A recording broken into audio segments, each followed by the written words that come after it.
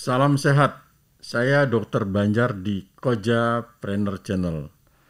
Hari ini kita jumpa lagi dalam pembahasan dengan topik yang cukup menarik dari tim kreatif kita, yaitu PDKT PPI dengan Omikron. Ada apa sih? Harus kita PDKT kayak pacaran saja. Untuk selanjutnya mari kita simak bincang-bincang hari ini. Saya sudah hadirkan seorang dokter yang cantik, yang sudah berpengalaman di sini, yaitu Dr. Anugrah Ciptalatumahina, spesialis patologi klinik. Sesuai dengan namanya, beliau sebuah anugerah kecantikan yang luar biasa dan kepintaran yang luar biasa. Dan beliau sudah bertugas di RSUD Koja kurang lebih 6 tahun. Beliau menamatkan profesi kedokterannya di di Fakultas Kedokteran Universitas Kristen Indonesia (UKI), kemudian melanjutkan spesialisasi di bidang patologi klinik di Fakultas Kedokteran Universitas Indonesia. Salam sehat, Dok. Apa kabar? Salam sehat, Pak. Kabar baik, luar biasa. Luar biasa ya. Kita memperkenalkan nih, jadi brand kita saat ini untuk seluruh rumah sakit umum daerah di Jakarta, yaitu Rumah Sehat untuk Jakarta. Logonya juga adalah ini berawal dari ya, jadi namanya kalau logo itu jadi konversi dari melati gambir. Melati gambir itu adalah melati tanaman atau bunga yang khusus untuk tumbuh di Jakarta. Jadi gitu. Itu transformasinya menjadi seperti ini. Jadi ada J, Jakarta. Iya, betul. Jadi, J. Kemudian ini brandnya adalah Rumah Sehat untuk Jakarta. Tapi tetap nomenklatur itu adalah Rumah Sakit Umum Daerah Koja. Gitu. Sebenarnya ini inovatif banget ya, Pak. Jadi rumah sehat, bukan rumah sakit. Karena sebenarnya tujuan kita datang ke RSUD Koja kan supaya bisa untuk sehat, betul. Ya, bukan supaya sakit, betul. Ya, Pak ya. Jadi kita ngasih brand untuk masyarakat Jakarta bahwa inilah rumah sehat untuk Jakarta. Benar. Gitu. Oke. Talkshow hari ini dilakukan dalam rangka promosi dan informasi kesehatan di channel kita, yaitu Koja Trainer Channel. Inilah bentuk perhatian kita, Rumah Sakit Umum Daerah Koja, dalam mendekatkan pelayanan kesehatan terkait khususnya adalah informasi-informasi kesehatan pada masyarakat, kepada sobat sehat Rumah Sehat untuk Jakarta RSUD Koja, mencari informasi yang tepat pada sumber informasi yang kompeten, bukan hoax yang tidak benar. Jadi beredar sekarang di media sosial sangat banyak informasi yang menyesatkan. Betul. Seperti itu, kita mulai perbincangan kita hari ini, yaitu, nah, kok ngambil judul PDKT? Emang kita kayak orang pacaran aja zaman dulu, PDKT sama cewek ini. PDKT-nya PDKT PPI, pengendalian penyakit infeksi, ya, dengan Omikron. Pada Omikron harus kita lakukan pendekatan sama Omikron. Gimana ceritanya? Iya. Jadi sebetulnya PDKT itu kan kalau kita lagi mau pacaran gitu ya, kita mendekati calon pacar kita itu kan untuk mengenal dia. Untuk bisa berjalan bareng, seiring sejalan sama dia, biar nggak berantem gitu kan sepanjang perjalanan. Nah, sebenarnya kenapa kita mesti PDKT juga kepada Omikron? Supaya kita juga bisa berjalan seiring sejalan dengan virus ini yang sebenarnya adalah keluarga dari SARS-CoV-2. Sudah 2 tahun kita berjalan bersama SARS-CoV-2 dalam pandemi ini, dan kita harus mengenal dia dengan baik, mengenal dia dengan dekat, supaya kita bisa mencegah dan mengendalikan akibat-akibat yang buruk bagi kita secara fisik, secara ekonomi, secara sosial, sehingga kita bisa jalan bareng-bareng. Karena mau nggak mau kita harus menerima keberadaan Omikron ini supaya kita bisa mencegah dan mengendalikan penyebarannya, agar hidup kita yang new normal ini bisa berjalan dengan lebih menyenangkan. Maksudnya Dokter Sita, kita berdampingan dengan Omikron. Iya. Mau nggak mau, suka nggak suka, ya kita Omikron itu ada.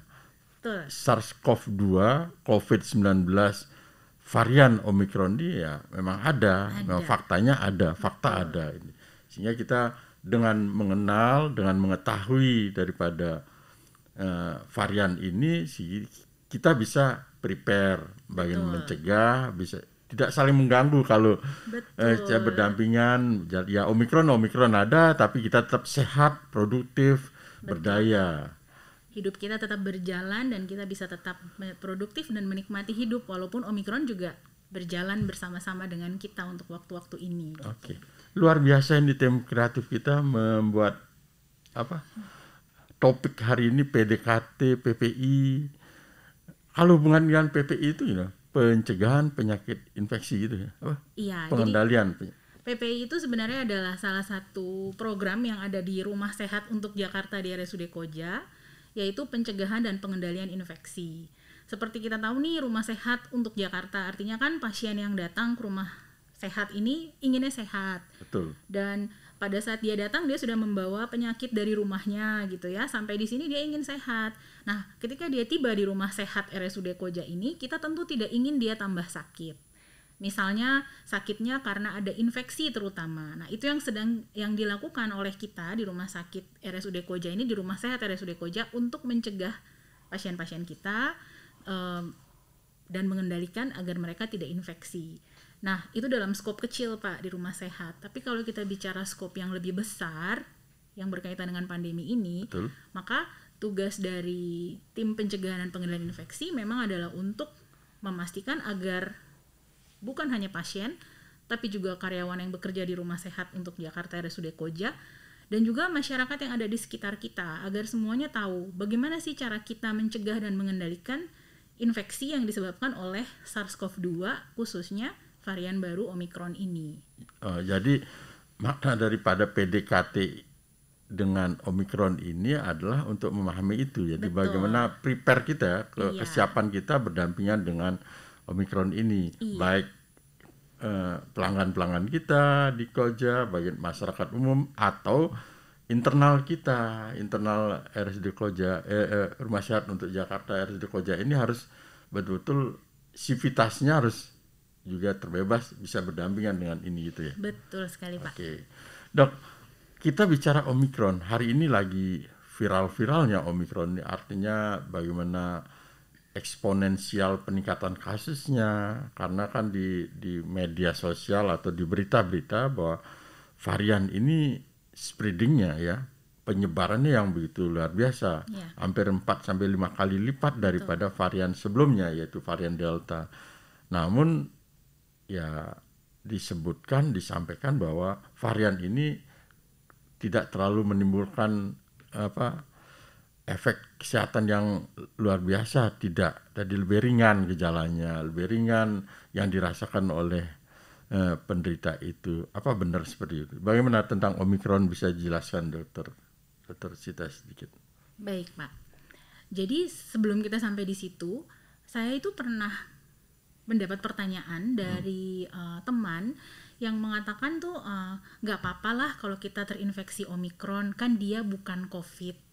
Nah, waktu saya mendengar itu, saya agak sedikit kaget. Oh, berarti teman saya ini nggak tahu bahwa Omikron itu adalah salah satu varian dari virus SARS-CoV-2 yang menyebabkan infeksi yang kita kenal sebagai COVID-19. Nah, kita sudah menjalani pandemi COVID-19 ini sejak 2 tahun terakhir ya Pak. Ya, kita dari 2020. Iya, dari 2020 bulan Maret. Kita sudah melihat dalam perjalanan itu ada virus yang memang virus asal, virus asli yang kita temukan di Wuhan itu namanya wild type. Jadi wild type itu adalah virus yang existing, yang mulai muncul duluan. Setelah itu kita mengenal ada COVID-19. Lalu ada virus SARS-CoV-2 alpha, ada beta, dan terakhir kita mengalami gelombang kedua dengan varian Delta. Nah, Omikron adalah varian dari virus SARS-CoV-2. Artinya virusnya tetap itu, tetapi dia mengalami yang namanya perubahan. Perubahan itu dikenal sebagai mutasi. Mutasi itu yang menyebabkan virus ini jadi berubah sifatnya. Jadi kalau bayangkan virus tuh bentuknya bulat, ada tanduk-tanduknya, kayak mahkota, makanya namanya corona. Nah di mahkotanya itu ada yang namanya protein S.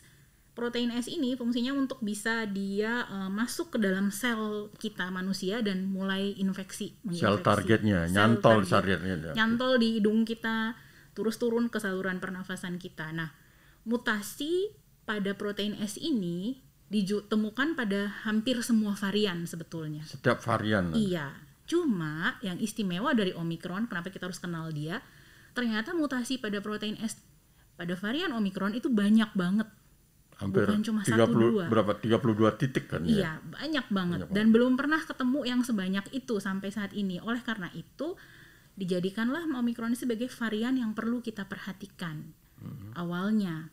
Nah, pada bulan November 2021 varian Omicron ini ditemukan pertama kali di Afrika Selatan. Afrika Selatan. Iya. Okay. Itu 21 November 2021 dia ditemukan. 24 November 2021 berarti 3 hari kemudian dia dinyatakan sebagai varian yang harus diperhatikan. Dan 3 bulan kemudian yaitu hari ini virus dengan varian Omicron ini sudah menginfeksi 90 juta populasi secara global. Jadi peningkatannya sangat tinggi. Sebentar sampai di sana. Yang perlu diperhatikan tuh apanya? Ketika ditemukan varian ini, ada Dr. Sita beberapa kali menyampaikan bahwa ini yang perlu diperhatikan ketika ditemukan ini apa? Apa di sana sudah ini kecepatannya atau dampaknya seperti apa?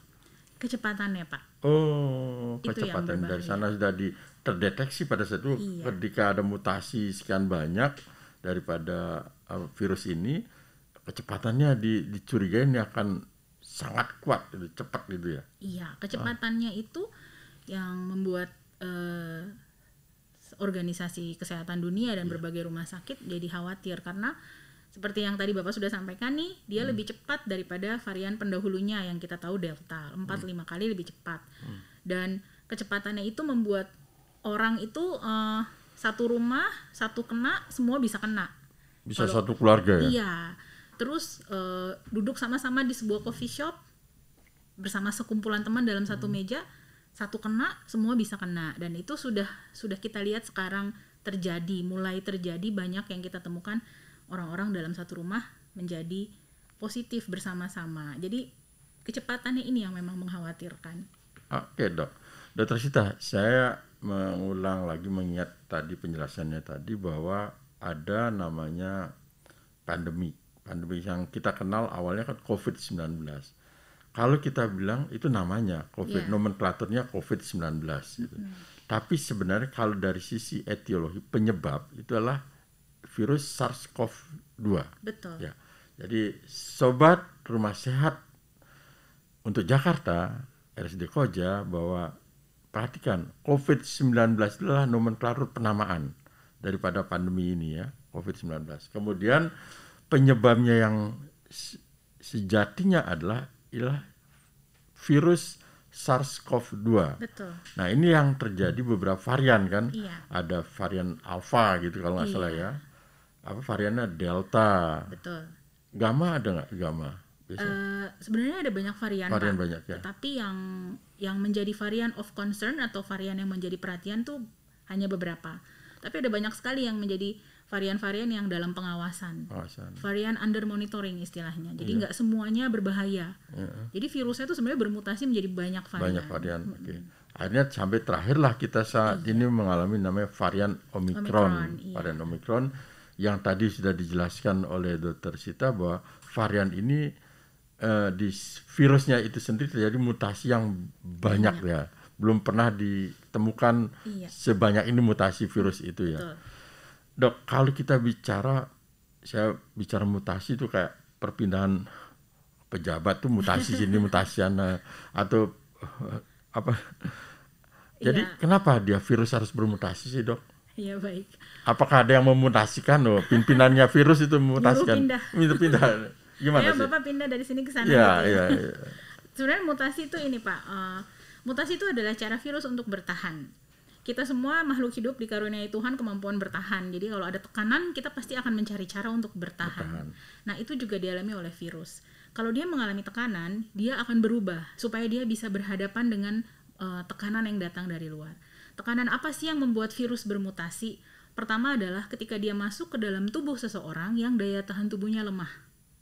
Jadi dia akan bermutasi, dirangsang oleh sistem pertahanan tubuh. Kan mereka ini akan bertemu nih, berkelahi gitu Pak istilahnya ya. Berantem di dalam tubuh. Nah, dia melihat lawan yang seperti ini, dia akan bermutasi untuk menyesuaikan supaya saya bisa mengalahkan nih. Gua udah tahu kelemahan manusia di sini gitu. Saya kalahin nih. Bikin virus fase mutasi supaya keluar varian yang bisa ngalahin dia. Terus pada kondisi apalagi dia bermutasi pada kondisi pasien yang sakit berat.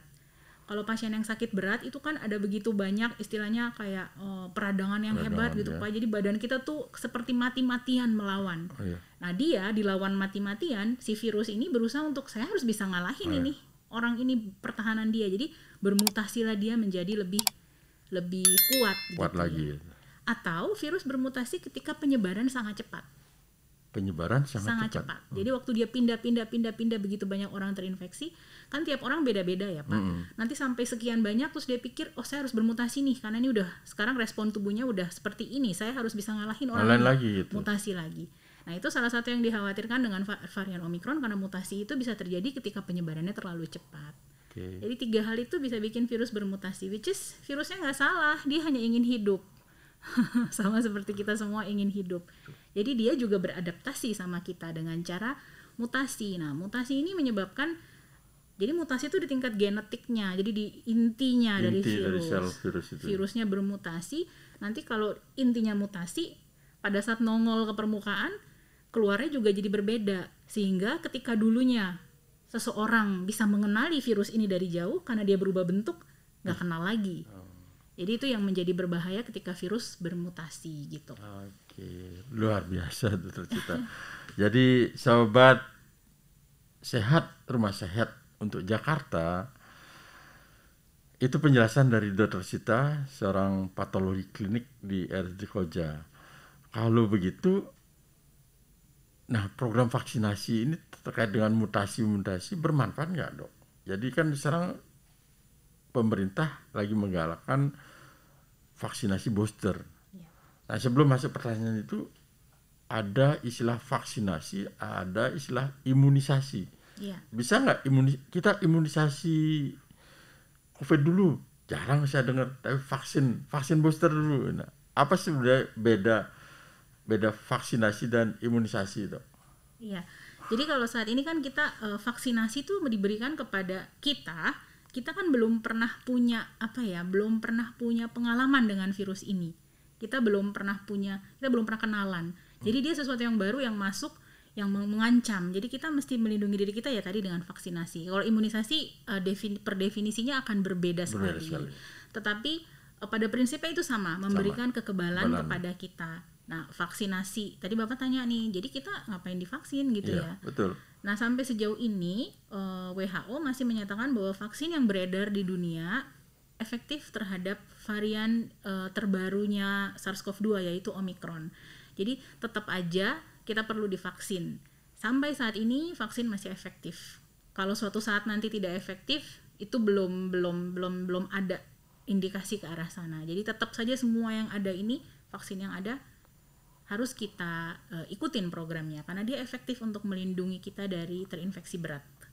Sobat Rumah Sehat untuk Jakarta, dengar tadi, kalau masih ragu-ragu terhadap program pemerintah pemberian vaksinasi COVID, ada 1, 2 dan sekarang ini sudah jalan yang tentang booster, ayo segera meluncur, segera bergerak menuju tempat-tempat, sentra-sentra vaksinasi untuk COVID, khususnya yang belum 1, belum yang kedua. Nah, segera dapatkan vaksinasi tersebut. Nah, yang sudah 1, 2, segera untuk dapatkan booster. Makin gampang kok, makin mudah, tidak lagi ada pembatasan di mana, tidak ada. Tapi apakah KTP mana, KTP daerah mana, tidak. Di mana ketika sudah keluar tiket vaksin, di Peduli Lindungi segera datang. Jangan sampai terlambat. Tadi sudah didengarkan virus bermutasi, salah satu masih efektif vaksinasi, hasil dari vaksinasi ini. Ini semua berdasarkan dari sebuah riset, tidak semudah, segampang apa yang kita pikirkan. Jadi melalui riset, penelitian, sampai uji coba terus, kemudian vaksinasi masih efektif untuk bagaimana kita melawan pandemi COVID-19 ini. Betul, Pak. Terima kasih, Dok. Berikutnya, bisa nggak ketika kita sudah divaksinasi, statement, saya sudah divaksinasi, saya aman, tidak tertular COVID, bisa nggak? Gimana statement tersebut? Baiklah. Pertama kita harus mengerti dulu tujuan vaksinasi. Tadi kayak saya sudah sampaikan sebelumnya bahwa vaksin itu membuat kita memiliki sistem kekebalan yang dibentuk oleh badan kita sendiri karena kita mengenali materi dari si virusnya yang disuntikin ke badan kita waktu kita vaksin. Jadi sebenarnya kalau kita vaksin disuntik nih di lengan ini kan sebenarnya yang dimasukin tuh virusnya dalam virus yang sudah dilemahkan. Virus yang sudah dilemahkan. Jadi virus itu tidak mempunyai kemampuan untuk menghancurkan sistem pertahanan tubuh kita. Tapi karena tubuh kita ini pinter, diciptain Tuhan begitu pinter, dimasukin virus sedikit aja, dia langsung bereaksi, membentuk tentara-tentara kecilnya istilahnya. Tentara-tentara kecil yang bersiap-siap. Ada yang namanya sel memori. Jadi segitu dimasukin vaksinnya, tubuh kita membentuk sel memori. Sel memori akan ingat, kalau bentuknya seperti itu adalah virus SARS-CoV-2. Jadi kita punya sel memori di badan kita. Nah, bisa nggak kita tertular abis itu? Jawabannya bisa, Pak. Bisa ya? Bisa banget, karena virusnya itu bisa aja masuk melalui saluran nafas kita ketika kita tidak waspada melakukan pencegahannya, dia masuk. Tapi begitu dia masuk, sel memori yang tadi sudah terbentuk akan kenal sama dia, karena udah pernah divaksin. Dia akan bilang, saya kenal nih bentuk ini, ayo kita bikin antibodi untuk melawan bentuk itu. Dia adalah benda asing, dia bukan bagian dari tubuh kita. Dibentuklah antibodi oleh sel memori, dibentuk dan dimakan. Sehingga akhirnya virusnya kan masuknya bukan satu ya Pak, masuknya mungkin banyak. Tapi karena antibodi sudah memerintahkan untuk menghancurkan, akhirnya kita yang ketularan dan sakit, gejalanya tidak akan berat. Tidak akan sampai kita masuk ICU. Dan tentunya kita berharap tidak sampai menyebabkan kematian. Itu sebenarnya yang penting dari program vaksinasi untuk kita pribadi. Sudah dengar luar biasa ini. Jadi merinding saya mendengar. Jadi tubuh kita pinter, sudah diciptakan oleh Tuhan untuk merespon semua yang masuk ke tubuh kita. Kemudian tubuh ada namanya sel memori, dia menciptakan bala tentara untuk melawan yang tidak baik masuk ke dalam tubuh kita. Itulah reaksi itu yang diharapkan terjadi ketika kita sudah melakukan vaksinasi. Betul. Jawabannya adalah jangan jumawa kita. Wah, saya udah divaksin 2 kali, saya udah divaksin 3 kali, tidak mungkin tertular. Atau pertanyaan dibalik, terus kalau memang kita masih tertular, kenapa harus divaksin? Gitu. Kalau masih divaksin, kan juga begitu. Ngeyelnya masyarakat itu kan, kalau memang kita udah divaksin 3 kali masih bisa tertular, kenapa harus divaksin itu? Biarin aja. Nah, tadi jawabannya sudah dibilang bahwa gejala yang mungkin ditimbulkan karena kita sudah melakukan vaksinasi relatif barangkali lebih ringan, lebih kecil gitu ya, Dok. Barangkali ya logikanya bisa, seperti itu ya. Lebih bisa kita atasi. Tubuh lebih bisa mengatasi. Kemudian para dokter, petugas medis bisa lebih gejala demamnya tidak ekstrim banget, kemudian gangguan pernafasannya tidak menyerang di target organ di paru-paru tidak terlalu banyak. Betul. Karena sudah disikat dulu oleh bala tentara tubuh kita. Itu ya, Dok. Betul sekali, Pak. Dok, berikutnya gini, tadi vaksin sudah, bahwa vaksin bahasanya adalah tidak, maksudnya ketika kita divaksinasi bukan berarti kita bebas tidak tertular dari COVID-19 varian-varian apapun itu, tetapi bagaimana tubuh akan melakukan reaksi sehingga tidak terlalu banyak, tidak terlalu berat gejala-gejala yang muncul. Dok, ini pendapat mengatakan lebih baik kita tertular COVID secara alami. Jadi ya, ini ceritanya apakah udah biarin saya kena aja, nanti barangkali nanti akan dari kena secara alami, nggak usah divaksin, secara alami nanti akan tubuh juga bereaksi. Bagaimana efektivitas dari kekebalan yang ditimbulkan secara infeksi alami atau infeksi yang dimasukkan melalui vaksinasi tadi, melalui kuman yang sudah dilemahkan, bagaimana dok? Ya ada pendapat seperti itu. Kemarin kita sama-sama lihat ada penyanyi di Cekoslowakia yang memutuskan untuk terinfeksi saja Omikron dan tidak mau divaksin. Sayangnya akhirnya beliau meninggal dunia karena dia mengalami infeksi yang berat. Jadi sebetulnya gini, kalau kita terinfeksi alami dengan kita mengalami kita divaksin, itu sama-sama ada virus yang masuk ke dalam badan kita. Cuma bedanya yang satu dosisnya sangat lemah sehingga hanya merangsang pembentukan bala tentara awal dan sel memori. Yang satu akan langsung menimbulkan respon yang besar-besaran. Jadi kalau kita terinfeksi secara alami Pak, maka itu semua tentara di badan kita akan bekerja untuk mengurus itu aja. Dan belum punya pengalaman kan, gitu. Jadi itu ibaratnya, saya suka mengibaratkan ya gini. Kalau kita sudah divaksin, itu ibarat kita mau bikin acara di rumah kita, kita tahu tamu yang datang nanti siapa. Kita udah, misalnya Bapak nih mau datang ke rumah saya udah tahu Pak Banjar sukanya makan pisang goreng misalnya. Saya udah siapin pisang gorengnya, udah siapin teh manisnya. Itu kalau kita kayak divaksin, kita siap. Ketika ada tamu, ini ibaratnya ya kita siap.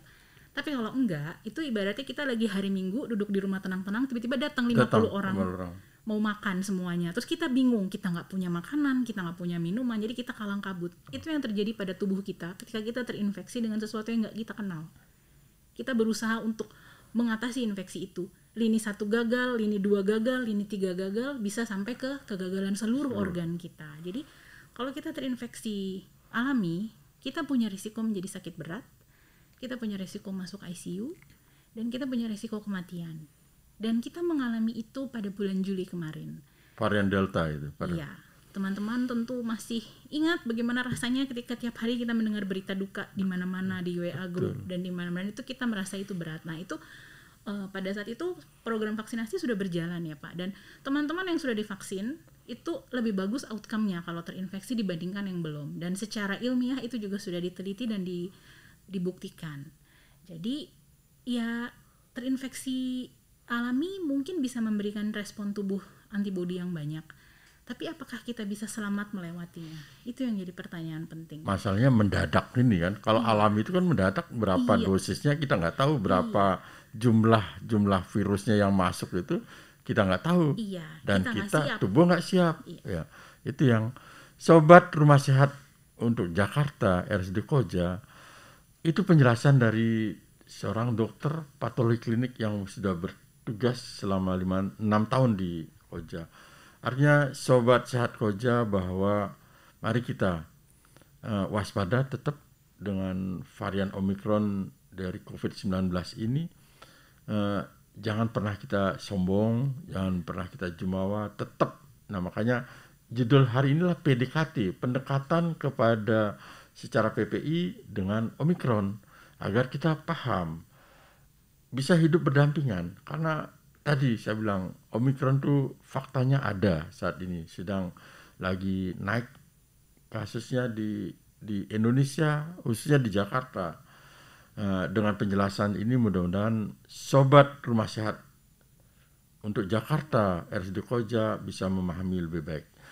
Dok, Omikron ini berbahaya dari para pendahulunya nggak? Kalau lihat dari misalnya ini, kan ada varian Alpha, varian Gamma, Delta, varian Omikron muncul. Nah, kita tahu tadi penjelasan Dr. Sita bahwa varian Omikron ini mutasinya lebih banyak. Apakah makin kuat nggak dia? Maksudnya mutasi itu memperkuat dia atau menjadi melemahkan? Karena ada juga pendapat di luaran sana bahwa varian Omikron ini ditunggu-tunggu, jadi akan merujung pada berakhirnya pandemi katanya. Jadi masyarakat makin bingung. Jadi kira-kira ya kalau secara logika sih varian apapun bisa menimbulkan kematian tergantung pada respon tubuh kita. Gimana dok penjelasannya dok? Jadi varian Omikron ini kan pertama yang kita sama-sama harus ingat dulu, varian ini mengalami mutasi di tempat yang sangat banyak, titik-titik. Nah, mutasi ini yang menentukan dia akan menjadi seperti apa, Pak. Jadi misalnya dia bermutasi di titik tempat dia nyantel di badan kita, membuat ikatannya jadi longgar. Jadi dia gampang jatuh. Misalnya udah nyantel, copot lagi. Itu kalau mutasinya di titik yang berurusan dengan tempat dia nyangkutnya di badan kita. Tapi mutasi itu juga bisa berupa dia jadi kenceng ikatannya, sehingga makin susah dia dilepaskan dari ikatan itu. Itu mutasi di tempat ikatan. Jadi bisa juga dia mutasi di bagian dimana satu titik yang dikenal sama sistem tubuh kita, dia mutasi di situ sehingga sistem tubuh kita nggak kenal titik itu. Jadi sistem tubuh kita, pertahanan kita mengenal banyak titik, Pak, bukan cuma satu titik. Tapi bisa jadi satu titik itu nggak dikenal lagi karena dia berubah bentuk. Itu namanya immune escape. Jadi dia bisa melarikan diri dari sistem imun. Bisa jadi juga mutasinya yang seperti itu. Tapi bisa nggak mutasinya membuat dia menjadi lebih lemah? Bisa. Itu bisa terjadi. Tetapi kita harus stick dengan fakta dan sains bahwa saat ini Omikron itu mutasinya membuat dia menjadi lebih cepat menyebar. 4-5 kali lebih cepat dari para pendahulunya. Walaupun sampai sejauh ini studi yang masih sangat terbatas menunjukkan gejala yang ditimbulkan memang lebih ringan. Itu betul. Jadi mutasinya kita lihat Omikron ada 2. Yang satu bikin dia lebih bahaya karena menyebarnya cepat. Yang satu ya syukurnya dia memberikan gejala yang lebih ringan. Sobat Rumah Sehat untuk Jakarta, RSUD Koja. Jadi kita tetap waspada. Apapun sekecil apapun kuman yang masuk ke kita itu tubuh akan merespon. Dan dampaknya sangat tergantung dengan kondisi tubuh kita. Jadi jangan pernah lengah. Protokol kesehatan tetap dijalankan, Dok, ya. Betul. Karena inilah salah satu faktanya bahwa kita tahu bahwa COVID-19 varian apapun itu ditularkan melalui droplet. Ya, droplet. Jadi misalnya kita bicara seperti ini, nggak pakai masker, kemudian buka masker, kemudian nanti akan bisa nyebar kemana-mana di ruangan ini, kemudian 1 kena dan 2 kena, bisa jadi seperti itu. Betul. Apalagi varian ini yang mutasinya buat di tempat nyebarnya itu yang cepat gitu kan. Dan bersyukur kita ya, Tuhan memang Maha Adil menciptakan sesuatu itu bahwa ada yang positif, ada yang negatif. Nah, saat ini adalah negatifnya adalah penyebarannya cepat sekali, tetapi positifnya adalah beliau varian Omikron ini mutasinya di gejalanya tidak menimbulkan yang gejala berat. Dok, berikutnya sekarang pencegahan, Dok. Jadi sebenarnya tips-tips pencegahan Omikron ini seperti apa? Karena saya lihat jalan-jalan mall kemarin sebelum dinaikkan levelnya ini udah mulai penuh. Tempat makan, hangout udah penuh juga. Kemudian mulai kalau di tempat kita absensi itu kan sidik jari itu masih lupa udah cuci tangannya susah. Kemudian kadang masker udah mulai buka makan bareng gitu. Dan seperti apa sih? Pencegahannya gimana, Dok? Baik, Pak. Jadi untuk bisa mencegah, kita mesti mengenali dulu kan ya. Mengenali dulu gimana caranya dia sebenarnya menyebar dan menginfeksi. Jadi virus SARS-CoV-2 varian apapun akan menyebar melalui droplets. Droplets itu semacam cipratan dari mulut kita. Percikan ketika kita bicara, batuk, bersin. Semakin banyak usaha yang kita keluarkan, itu biasanya akan makin banyak droplet yang keluar. Nah, droplets itu berat, Pak. Jadi kalau kita sudah cipratin dari mulut kita, dia akan terlempar paling jauh 1,5 meter, 1 meter, terus dia jatuh. Nah, SARS-CoV-2 itu seperti itu. Jadi artinya untuk mencegah adalah apa? Kita mesti menutup tempat dia keluar di saluran nafas kita dengan pakai masker. Kemudian karena dia kalau misalnya kita nggak pakai masker sudah terlempar, jatuh, maka dia akan nempel tuh di permukaan. Kalau jatuh di meja. Iya. Nah, kita menyentuh permukaan tuh dengan bagian tubuh yang mana? Tentu hanya tangan kan, Pak. Kita nggak pernah menyentuh permukaan dengan kepala gitu atau dengan kaki. Jadi tangan kita inilah yang bisa memindah-mindahkan virusnya. Kan virus nggak punya kaki ya. Jadi tangan kita yang mindahin dia. Jadi kita harus selalu mencuci tangan setiap kita habis menyentuh permukaan yang berpotensi untuk menjadi tempat virusnya diam. Jadi pakai masker itu menjadi penting untuk mencegah dia terlempar keluar dari saluran nafas kita, dan mencuci tangan itu penting karena dia menempel di permukaan. Mencuci tangan yang benar dengan cara yang benar, jangan yang cuma begini-begini aja karena tangannya kan segini, jadi bukan di sini. Dan kemudian tadi saya bilang dia terlempar sejauh 1 meter, 1,5 meter. Itu sebabnya kita harus jaga jarak. Ya. Jadi semua itu ada dasarnya, bukan sesuatu yang tanpa dasar. Pakai masker karena dia keluar dari mulut kita, cuci tangan karena dia bisa jatuh di permukaan, menjaga jarak 1 sampai 1,5 meter karena dia terlemparnya memang droplets itu 1 sampai 1,5 meter. Nah, tambahannya lagi itu tadi 3M-nya, 2M-nya ya mengurangi mobilisasi dan menghindari kerumunan. Karena kalau namanya kerumunan udah pasti nggak 1 meter ya Pak jaraknya. Jadi rapet-rapet virusnya bisa pindah. Virusnya kan nggak punya kaki, nggak punya tangan. Kita yang mindahin dia. Jadi kita jangan terlalu banyak bergerak supaya maksudnya bergerak pindah ke segala tempat supaya kita jangan mindahin virus. Terus ada pertanyaan yang menarik biasanya.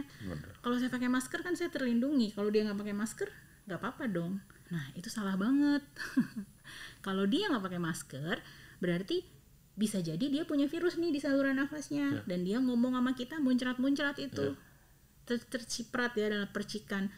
Kita pakai masker, apakah kita terlindungi?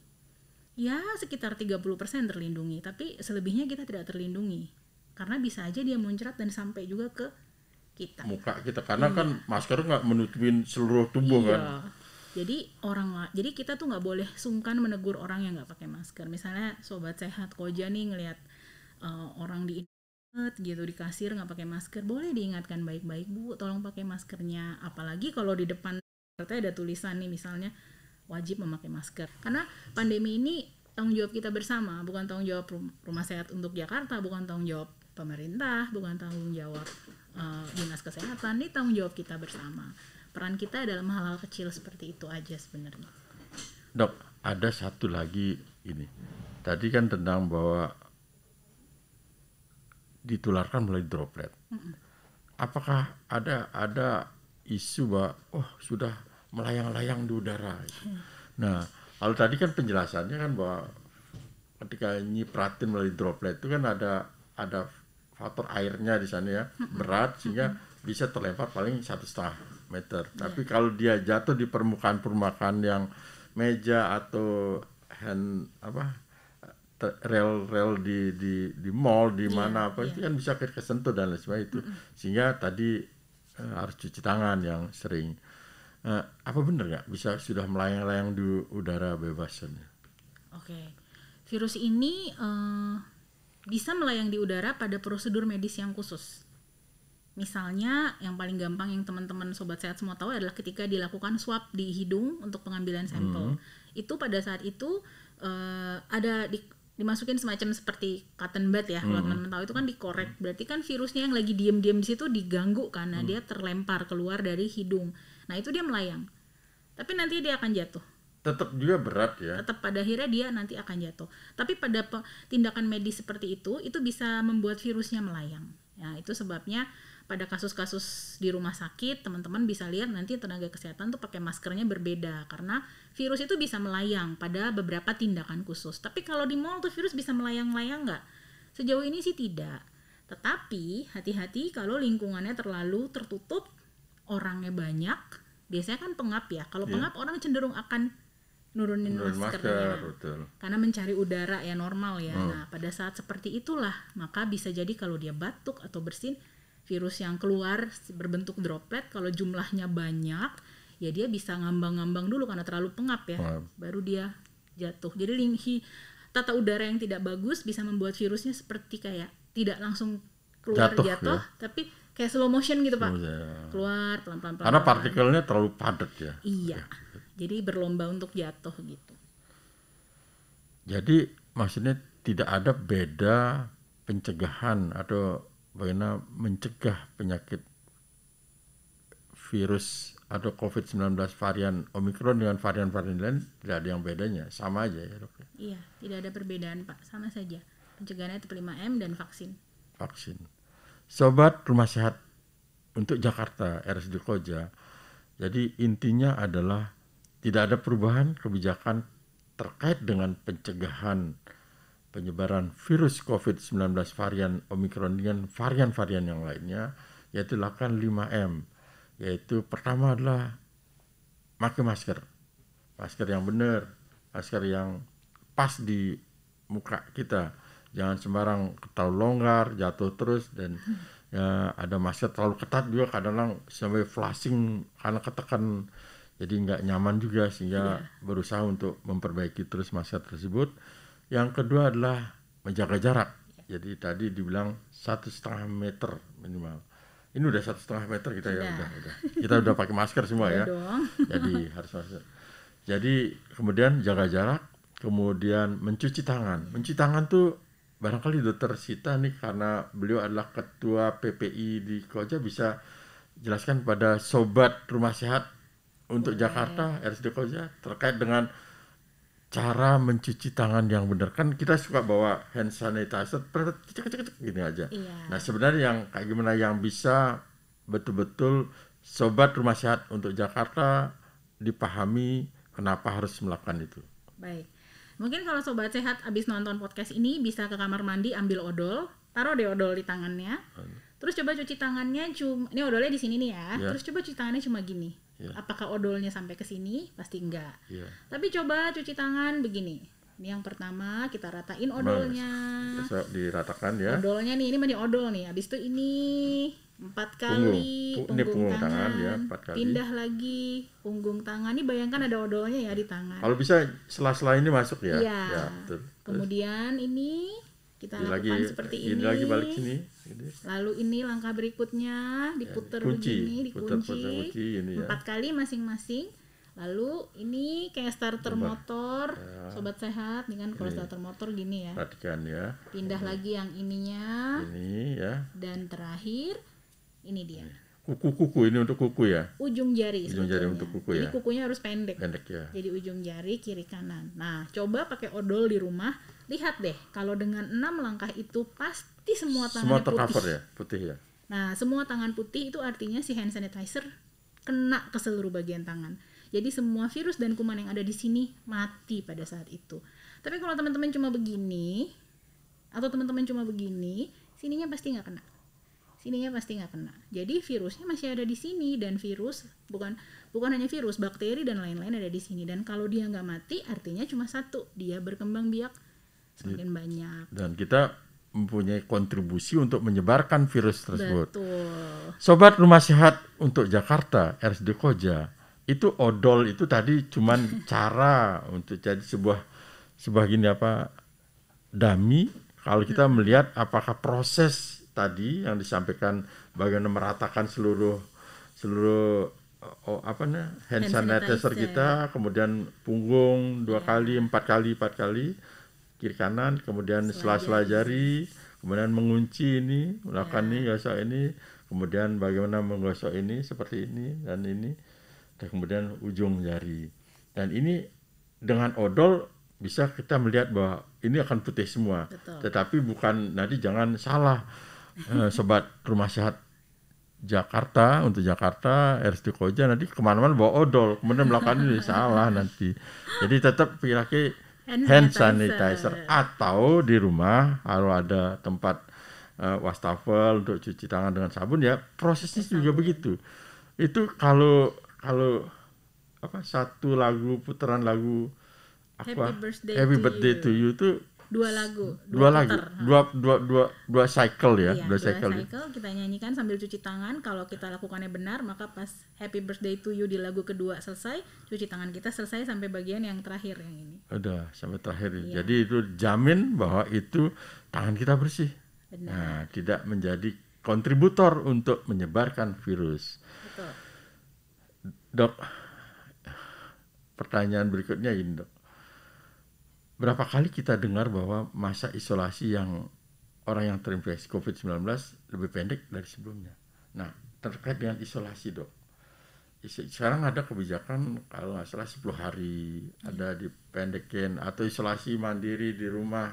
Sebenarnya bisakah? Jadi kan kebijakan pemerintah saat ini kan yang dirawat di rumah sakit yang berat, sedang, sampai kritis. Yang ringan dan OTG, orang tanpa gejala, ya udah diisolasi di rumah. Tapi kan masyarakat kan was-was karena pengalamannya tahun lalu, bagaimana hebohnya rumah sakit. Seperti apa itu dok kira-kira kebijakan tersebut?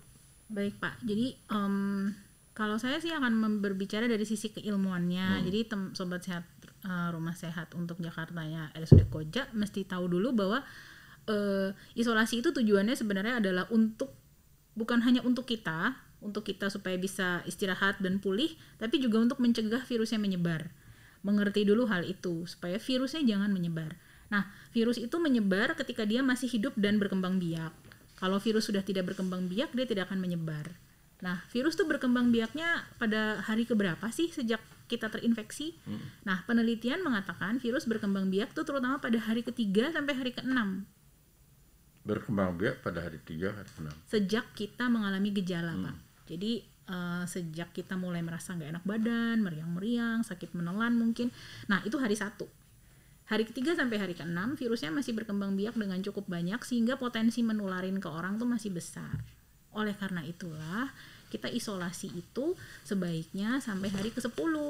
Karena apa? Pada hari ke-8 itu biasanya virusnya udah mati, Pak. Pada hari ke-8 virusnya sudah mati, jadi dia sudah tidak bisa menularkan ke orang lain. Sehingga kalau ada teman kita yang isolasi sampai hari ke-10 terus dia kembali ke tempat kerja, itu dia sudah dianggap tidak menularkan lagi. Sejauh ini untuk semua virus SARS-CoV-2 seperti itu. Tapi untuk Omicron ada beberapa yang memang berbeda ya. Kalau di Amerika 5 hari cukup, tapi syaratnya swab hari ke-5 dan swab hari ke-6 harus beda 24 jam, dua-duanya harus negatif. Kalau belum negatif, tidak boleh lepas isolasi. Kalau di Inggris, isolasinya sekarang 7 hari. Kalau di Jepang, ada penelitian yang menunjukkan bahwa ternyata virus masih menularkan tuh sampai hari ke-10. Jadi isolasi tetap mesti sebaiknya 10 hari. Cuma yang mesti kita mengerti adalah virus ini kan baru aja muncul November tahun lalu, baru 3 bulan. Semua ahli masih berusaha untuk memahami dan mengerti bagaimana caranya kita untuk mencegah dan membatasi masa isolasinya. Jadi sejauh ini Kementerian Kesehatan masih 10 hari ya Pak ya. Jadi selama belum ada perubahan, sebaiknya kita ikuti 10 hari. Dengan dasar tadi ilmiahnya, virusnya masih istilahnya beranak pinak lah sampai hari ke-6. Jadi sebaiknya kita memang di rumah sampai hari ke-10 supaya pas kita keluar kita dianggap sudah virusnya udah mati. Sudah mati. Cuman ini dok, maksudnya kenapa pemerintah mengeluarkan kebijakan tentang yang dirawat adalah ringan, yang sedang, berat dan kritis. Barangkali okupasi daripada tempat tidur rumah sakit itu harus diperuntukkan untuk yang sedang, berat dan kritis gitu. Jangan ditempatin oleh karena kalau masih bisa diisolasi mandiri di rumah, cukup di rumah dengan tadi protokol-protokol kesehatan yang ketat, suplemen yang cukup, kemudian gejala-gejala demam ya minum obat demam dan sebagainya. Kemudian vitamin yang itu suplemen makanan ya. Barangkali itu ya dok ya. Jadi dan pemerintah tidak mengabaikan begitu saja ya menurut saya, karena kan ada program telemedicine yang diinisiasi oleh Kementerian Kesehatan. Betul. Dan kebetulan saudara saya ada yang kena infeksi COVID ini dan dia menelpon dokter di salah satu platform kerjasama dengan Kemenkes dan dia mendapat obat, dia diberi konsultasi gratis dan dia diberikan semacam timetable gitu. Hari ini kamu lakukan ini, kamu laporkan keadaan kamu gimana. Jadi ada seorang dokter yang memantau dia sebetulnya. Jadi isolasi mandiri di rumah pada pasien bergejala ringan dan tidak berat itu sebenarnya tujuannya supaya rumah sehat seperti kami di RSUD Koja ini bisa fokus mengurus pasien-pasien yang butuh perawatan. Jadi jangan sampai rumah sehat untuk Jakarta dipenuhi oleh sebenarnya teman-teman yang bisa di rumah sendiri. Nanti teman-teman yang perlu perawatan nggak bisa dapat tempat karena udah ditempatin yang ringan-ringan tadi ya. Betul sekali. Sobat Rumah Sehat untuk Jakarta, perbincangan hari ini luar biasa. Kita diberikan pencerahan kepada kita semua, termasuk saya, termasuk kru-kru di sini terkait dengan bagaimana PDKT, PPI dengan Omikron. Jadi kita ke depannya harus tetap waspada, kita siap-siap harus berdampingan dengan Omikron, dengan tadi lakukan protokol kesehatan yang ketat, yaitu 5M. 3M pertama adalah jaga jarak, memakai masker, mencuci tangan yang benar, tadi udah dijelaskan oleh Dr. Sita, kemudian yang menghindari kerumunan, dan kalau bisa menjaga jangan keluar, batasi pergerakan itu.